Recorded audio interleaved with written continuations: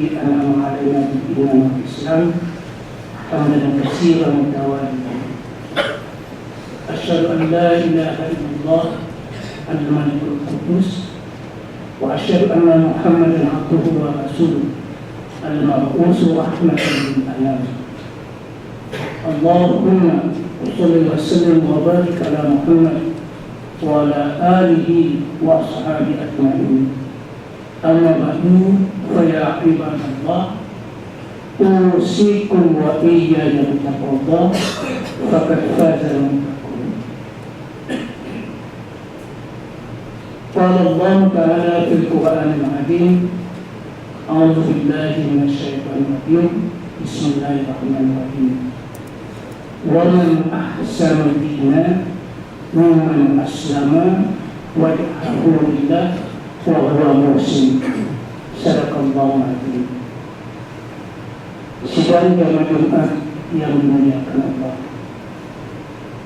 marilah kita bersama-sama memperbanyak rasa syukur dan terima kasih kita kepada Allah Subhanahu wa Ta'ala yang begitu banyak melimpahkan nikmatnya kepada kita, dan salah satu nikmat yang paling besar ialah nikmat iman dan nikmat Islam.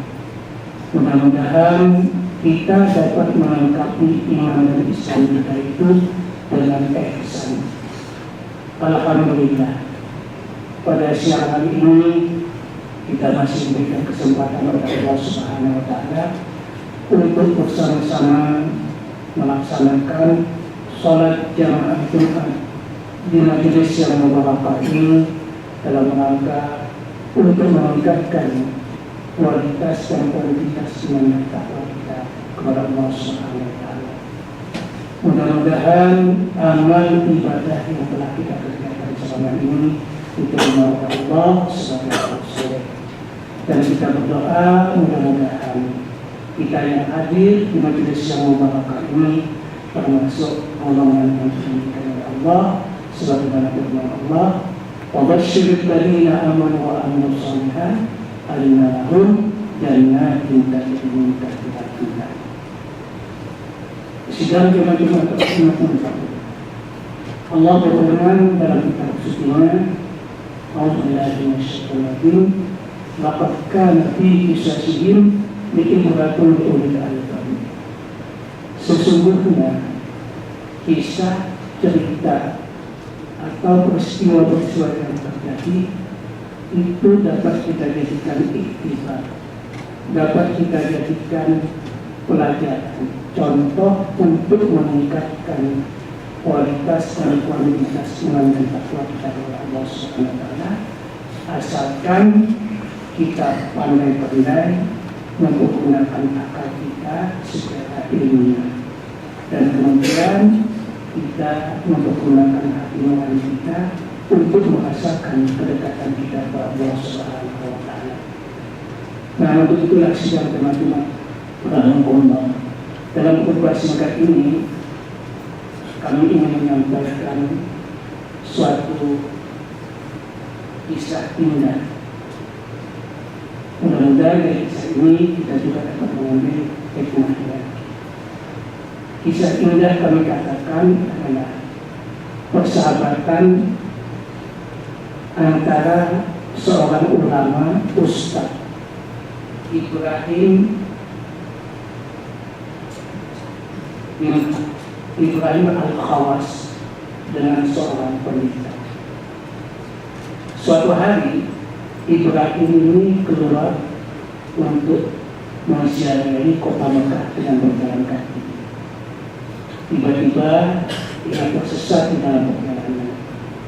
Dalam kondisi seperti itu, ia bertemu dengan sang pendeta Hasan. Sang pendeta itu berkata, "Wahai Ibrahim, bolehkah aku bersahabat denganmu?" Ibrahim menjawab, "Haruskah aku menghalangi untuk bersahabat denganmu? Tidak ada alasan sedikit pun aku menolakmu." Maka mereka berdua berjalan bersama-sama menuju kota Mekah.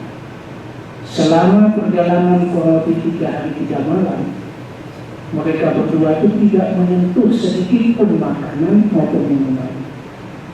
Akhirnya sang pendeta itu berkata kepada Ibrahim, "Ibrahim, sebenarnya aku tidak ingin menyampaikan perihalku kepadamu.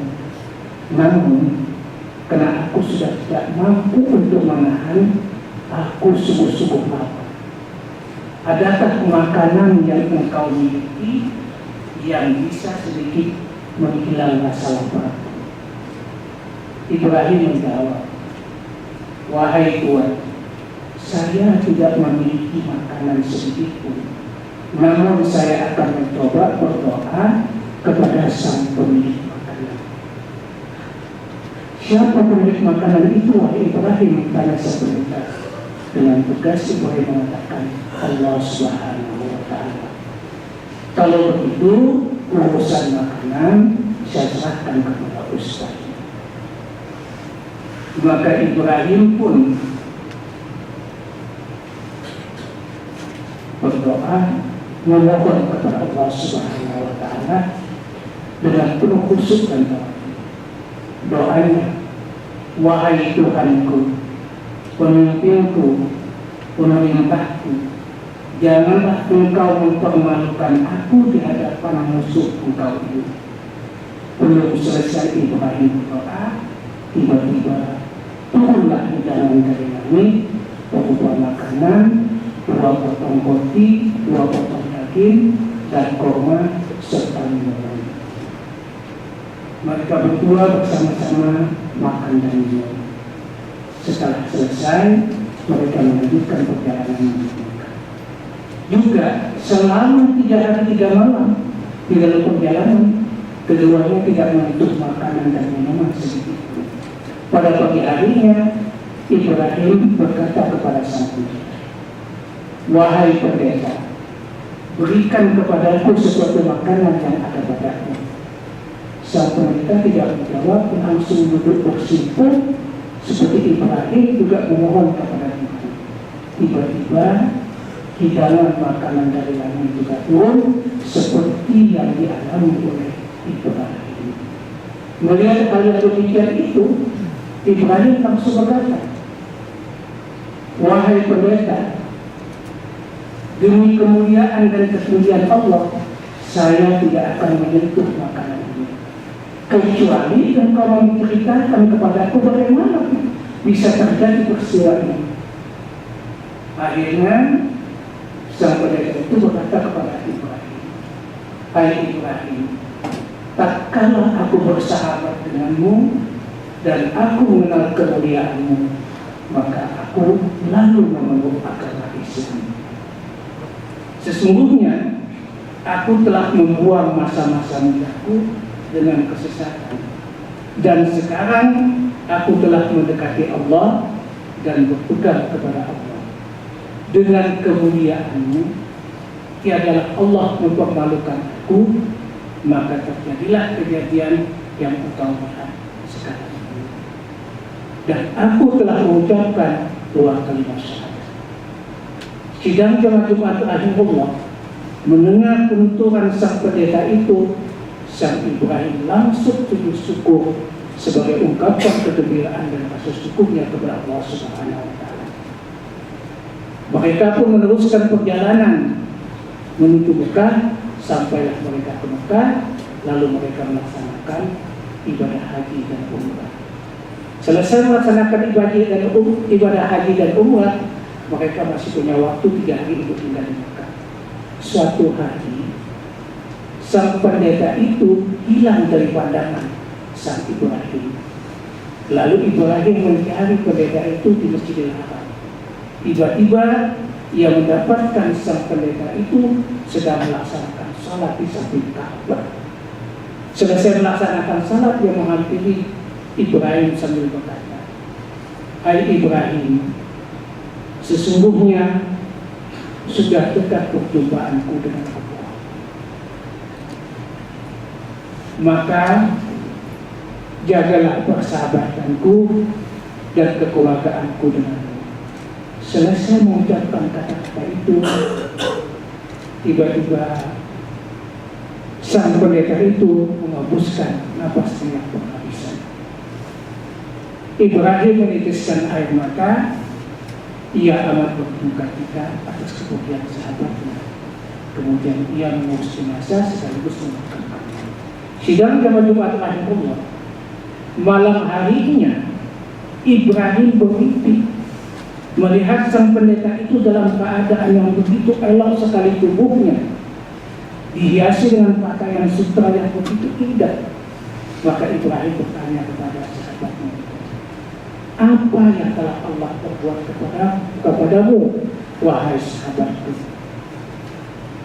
Kemudian dia menjawab, aku berjumpa dengan Allah dengan membawa dosa yang banyak, tetapi dimaafkan dan diampuni oleh Allah semua dosaku karena aku bersangka baik kepada Allah Subhanahu wa Ta'ala.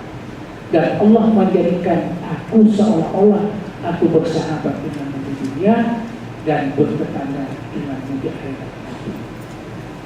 Demikianlah sidang jamaah Jumat rahimahullah, kisah indah antara seorang pemeluk agama Islam dengan seorang pemeluk agama Nasrani yang akhirnya menjadi satu akidah.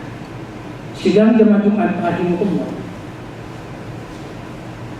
dari cerita ini kita dapat mengambil kesimpulan.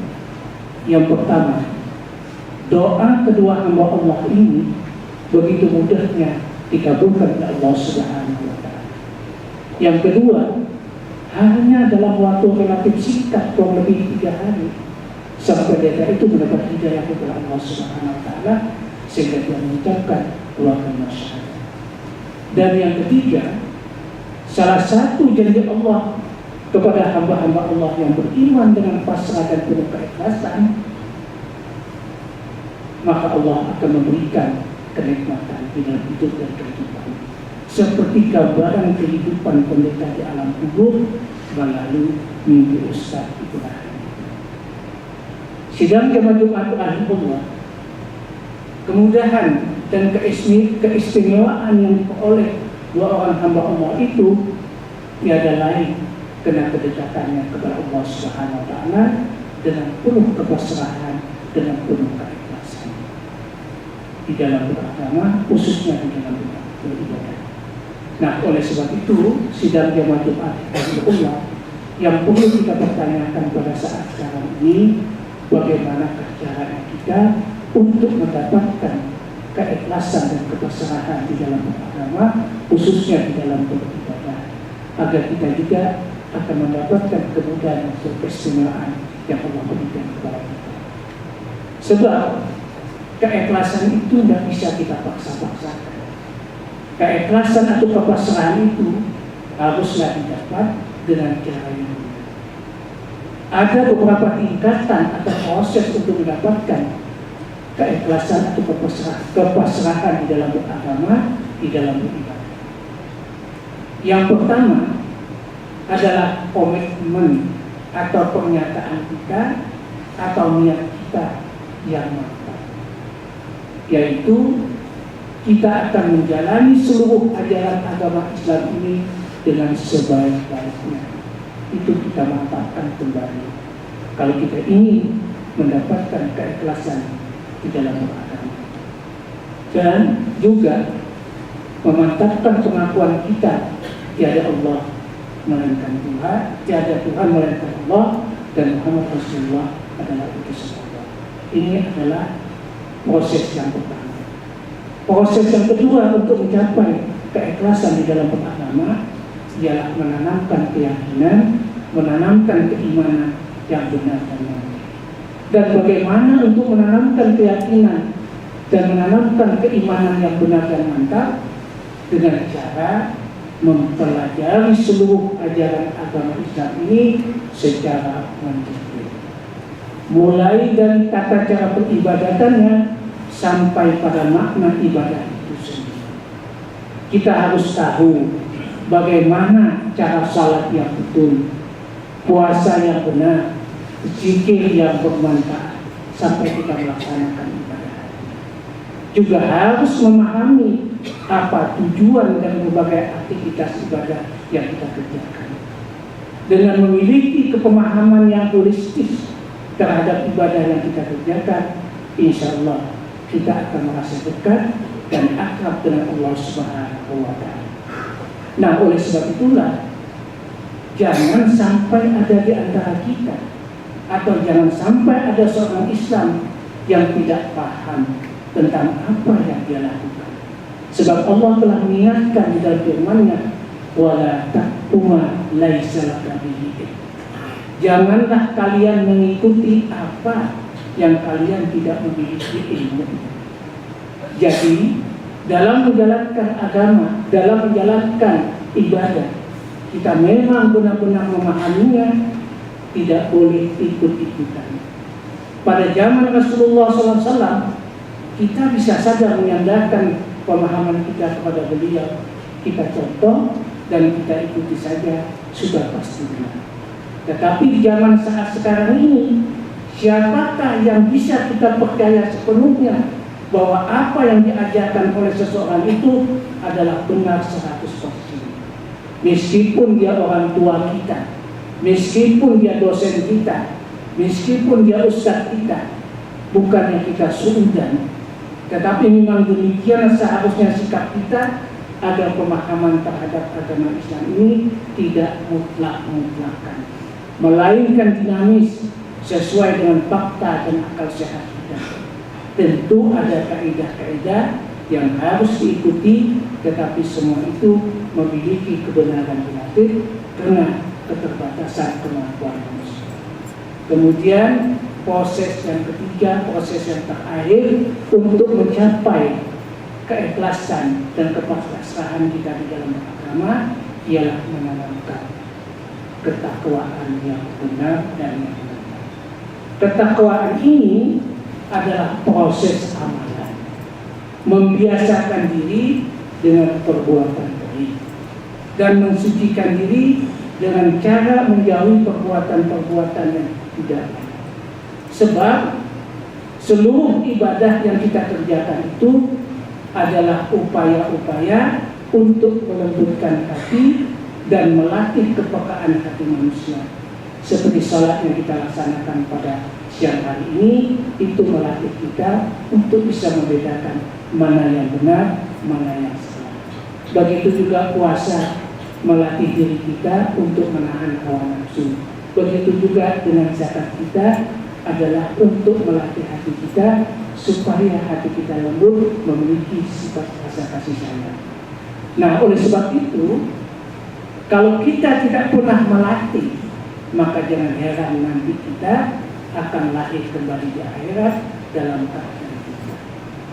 Sidang jamaah Jumat rahimahullah, proses takwa ini insya Allah akan menghasilkan karakter dan sebuah kekuatan besar di dalam alam bawah sadar kita. Kalau kita sudah mencapai tingkat takwa, maka seluruh aktivitas kehidupan dan gerak-gerik hati selalu terkontrol dengan secara baik. Secara otomatis kita telah mengikuti tata cara kehidupan yang diajarkan oleh Allah melalui Rasul-Nya. Tidak ada lagi keterpaksaan kita di dalam menjalankan ibadah, di dalam kita menjalankan agama. Karena kita sangat memahami tentang visi dan misi baik secara kolektif maupun secara individu. Akhirnya sedang berkata insya Allah kita akan memiliki sikap menjadi tawadhu, rendah hati, rendah egonya, mendahulukan kepentingan orang lain, penuh dengan kasih sayang kepada sesama manusia. Demikianlah 3 proses. Pertama komitmen, kedua menanamkan iman yang mantap, yang ketiga adalah menanamkan ketakwaan, sehingga terbentuklah keikhlasan dan kepasrahan kita di dalam beragama. Dan keikhlasan ini pula merupakan tingkat tertinggi di dalam kita beragama, sebagaimana firman Allah, wa man ahsanu dinan. Allah bertanya kepada kita, siapa di antara kalian yang paling baik di dalam beragama? Mimman aslama wa ta'awillah wa huwa muslim. Selain daripada mereka yang menyerahkan diri, yang pasrah, yang ikhlas kepada Allah Subhanahu wa taala, kemudian berbuat kebaikan. Jadi keikhlasan dan kepasrahan inilah yang nantinya yang akan mengantarkan kita kepada ridha Allah, rahmat Allah, kasih sayang Allah, dan ampunan Allah, dan doa kita insya Allah dikabulkan oleh Allah Subhanahu wa taala. Demikianlah sidang teman-teman Allah, khutbah singkat yang akan disampaikan. Mudah-mudahan ini menjadi bahan pengingat kita bersama dalam rangka untuk meningkatkan kualitas dan kuantitas ibadah kita, sehingga kita juga dapat mencapai keikhlasan dan kepasrahan di dalam beribadah kepada Allah Subhanahu wa taala. Barakallahu wa lakum fil Qur'anil wa nafa'ani wa iyyakum bihi ayatil hakim. Taqabbalallahu minkum tilawah innahu huwas samiul alim.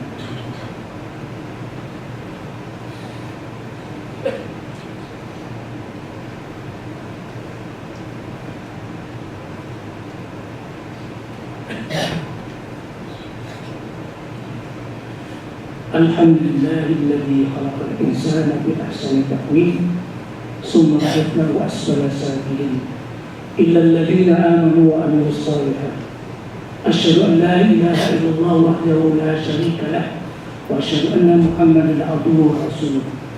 Allahumma shalli wa sallim wa barik ala Muhammad wa ala alihi wa ashabihi ajma'in. Amma ba'du, fa ya ibadallah, ittaqullah